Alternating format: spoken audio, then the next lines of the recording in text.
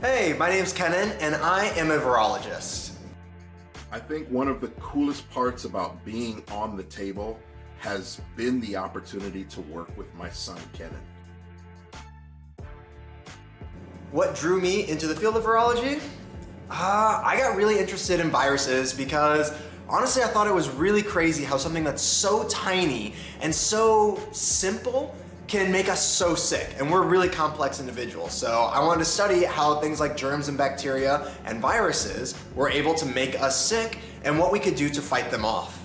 Kennen's ability to articulate, especially things like myths behind making the vaccine, I think were one of the really cool things that he brought to the show. I would say the most common myth that I hear about the COVID vaccine is that they were made too quickly, and so we don't know if they're safe. And I would say that that is not true. So we've been researching coronavirus vaccines since the first SARS outbreak in 2004.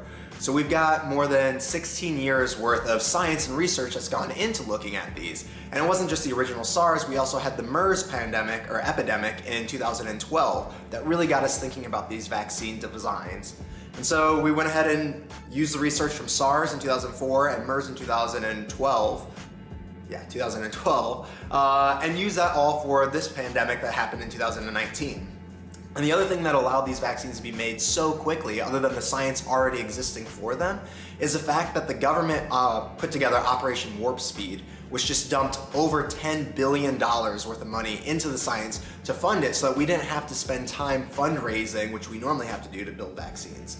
So we had a lot of money, we had a lot of people who are willing to try these vaccines out so that we could get the good science on it, and we had the existing science already for developing these vaccines, which allowed us to make them quickly, but also make sure that they were safe.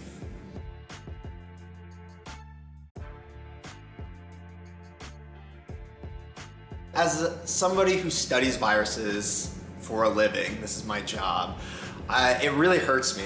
It really hurts my soul that people either don't believe in this virus or that they are actively putting out false information against vaccines. I totally get having questions around the vaccinations and whether or not they're safe, wanting to understand the science around it, but these things are real and they have real effects. And so one of the things that I try to do with my life and on my platforms is to reach out to people to help them understand so that they don't have this division. There's no political aspects to a virus. There's no political aspects to the pandemic. The virus is infecting people and we want to save as many people as we can.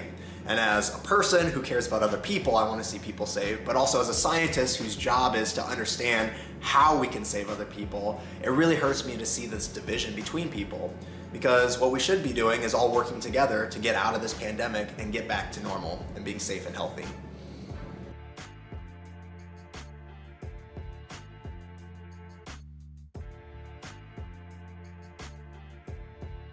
Well, I mean, like everybody else, I've been stuck in a pandemic, not able to see my family and friends and the people that I care about for over a year. I would say that that's been the biggest impact on my personal life. And one of the reasons that I chose to get vaccinated was so that I could feel safe, both for myself and for the people that I enjoyed, going back out and re-socializing again. So for me, a vaccine was a way to get back to normal, and that's why I chose to get vaccinated. And now that I am, I've done everything in my power to make sure that not only am I protected, but also that I'm being safe around those that I care about, and it's been really great to be able to get back out and do things like going to restaurants, seeing my family, and playing basketball.